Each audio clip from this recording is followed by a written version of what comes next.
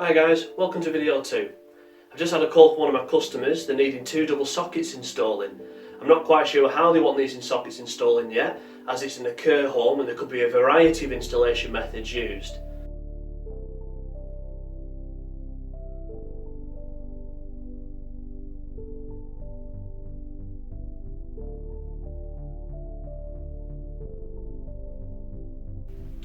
Thank you for the work that you submitted last week. I'm going to be going through that paperwork today and sending it back out to you, putting some comments on. There's still quite a few of you that haven't done the work yet, and some of the work that I have seen is not completed.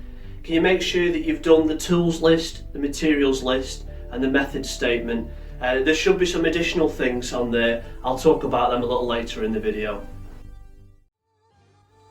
Like I've said about my first video, there was a couple of things that I missed out and that weren't right. Let's go through what they were. I'm sure you noticed the first one. Of course you did. Oh, you didn't notice?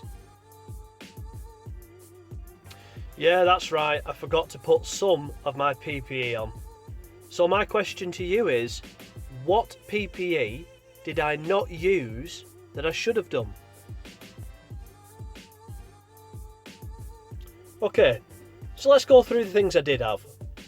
I had boots, I had my work pants, I had a work top, I had a mask. What had I forgotten? Now obviously I didn't use this piece of protective equipment as a test for you guys, and I'm sure all of you noticed what I didn't use. But for those of you who didn't, I want you to go back to that previous video. I want you to have a look through and see which piece of protective equipment I should have used.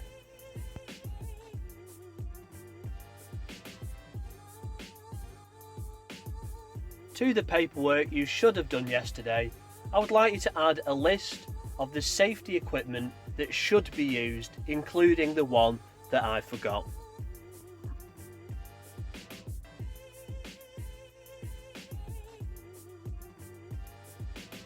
The next thing I want you to write down is why all of those pieces of PPE were important.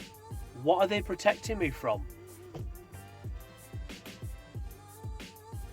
So would you like a clue about that piece of protective equipment that I didn't use? That's nice.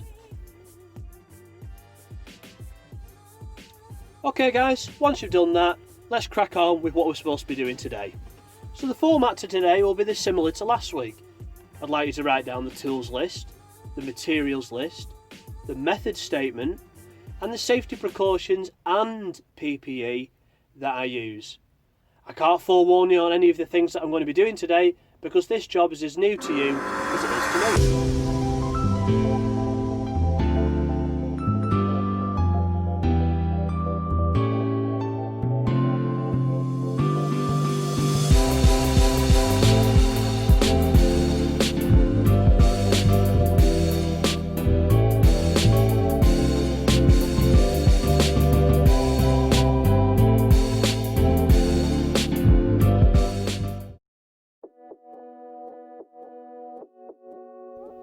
Okay, now I'm at the job, I can see that the sockets that need to be installed are actually going into something called Dado Trunking. When it comes to installing additional sockets, Dado Trunking is incredibly useful. This job will take me around an hour to an hour and a half. Another reason why Dado Trunking is so useful is that in an environment such as an office, or in this case a care home, if the room was to be redesigned, the sockets can be simply removed and repositioned.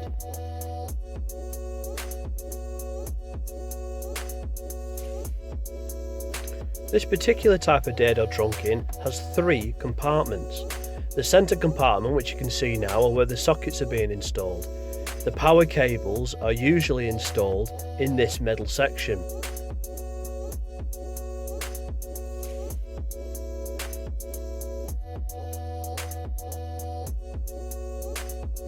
There are also 2 compartments above and below. These will be used for data and telephone cables. The lids pull off exactly the same as the sockets. Why do the data and telephone cables need to be installed into these separate compartments?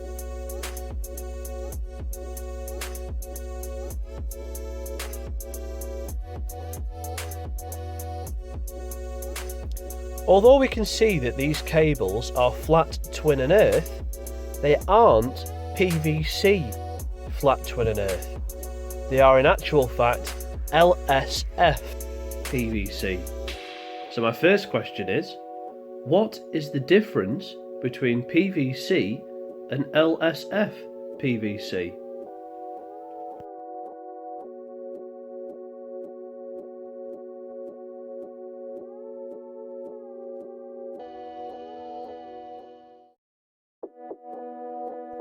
Why must the data and telephone cables be installed in those additional sections above and below the centre trunking?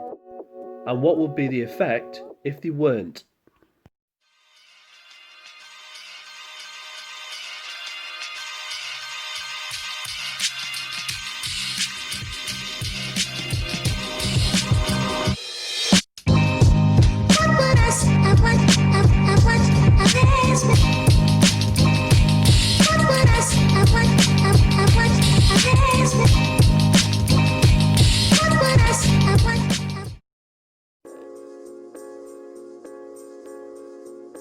Okay, so the first thing we need to do is we need to isolate the supply to these sockets. In smaller installations this is quite simple. We can just go to the consumer unit and have a look at the label. However, in more complicated systems such as this, it can be aided by charts, diagrams, and in this case, labels on each point of use. But what does this label mean? So the letters DB stand for distribution board, and as that's followed with the number 5, we know that there is at least 5 distribution boards in this installation, and it's distribution board 5 that we need to identify. Now that we've found distribution board 5, the next part comes into play, the 2L3. What does this mean?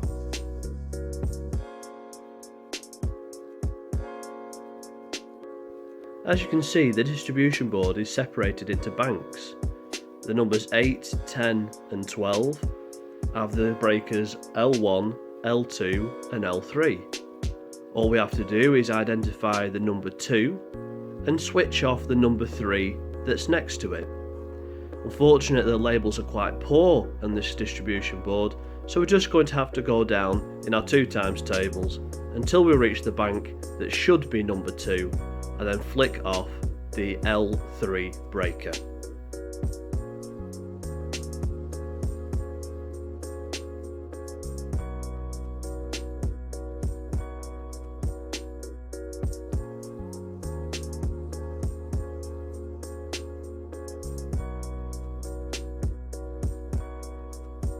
We have to complete the safe isolation procedure. I can't stress to you enough how important it is to carry out the safe isolation procedure correctly. This is a prime example. As this is a care home, there is a lot of life support systems in use. I cannot disconnect any circuit without permission. Mistakes in a place like this can be fatal.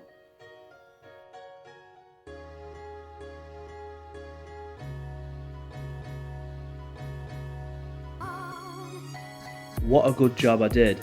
There was a lot of life support systems in the room that I was working in. I also found that the circuit that was powering up that room also powered an adjacent. That room was also using life support systems.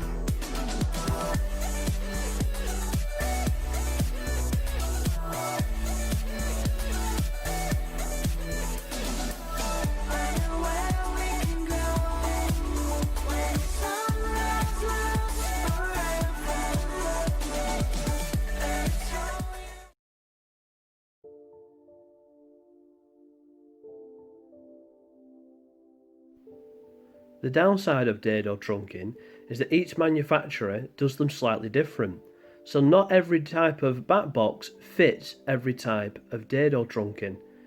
I've got 3 different types here. Let's see which one will fit.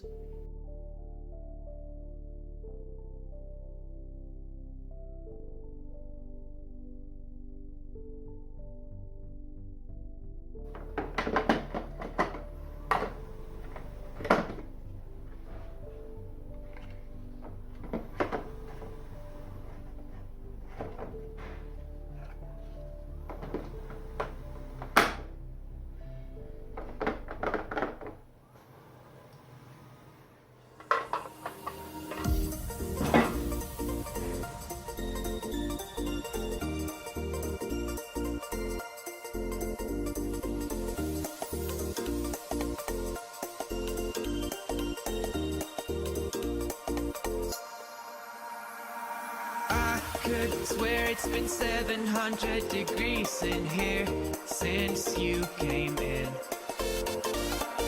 I could swear that this room has been running out of air, and now it's starting to spin. You make me feel kinda bad, kinda good, kinda everything, yet it doesn't feel like it should.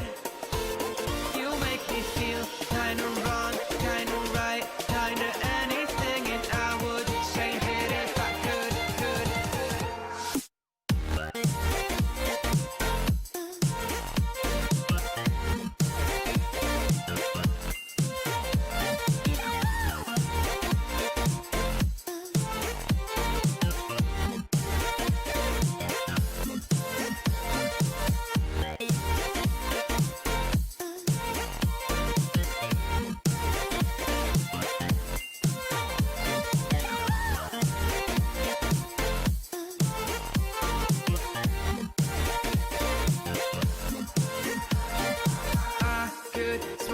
I'm fainting, I think I'm losing my sight. I swear I'm hitting the floor. I could swear that my stomach just sunk a meter. I'll be dead if I take any more.